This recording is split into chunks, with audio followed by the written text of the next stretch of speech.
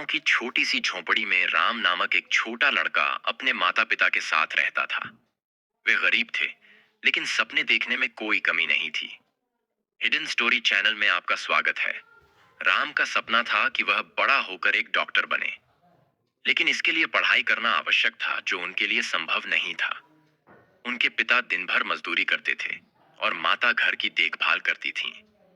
वे अपने बच्चे के लिए एक बेहतर जीवन चाहते थे।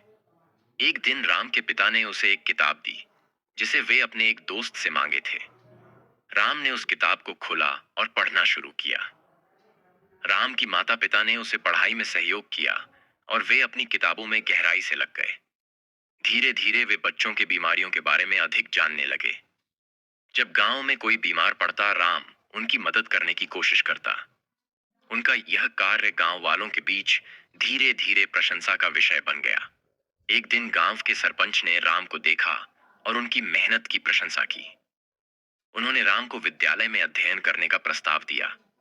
राम और उनके माता पिता ने इस प्रस्ताव को स्वीकार किया। राम अपनी शिक्षा के लिए बहुत उत्साहित था। विद्यालय में राम ने अपनी पढ़ाई को गंभीरता से लिया। वे रोज बहुत समय तक पढ़ते रहते थे। धीरे धीरे वे अपने विषयों में महारत हासिल करने लगे।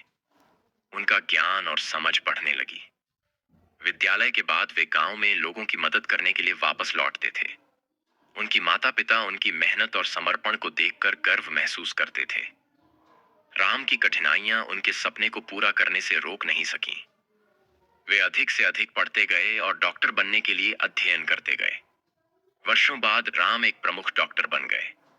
उन्होंने अपने गांव में ही एक अस्पताल खोला, जहां वे गरीबों के लिए मुफ्त उपचार प्रदान करते थे। राम की माता पिता उनके सफलता पर गर्व महसूस कर रहे थे। उनका बेटा अब सिर्फ एक डॉक्टर ही नहीं था, बल्कि एक समाज सेवी भी था।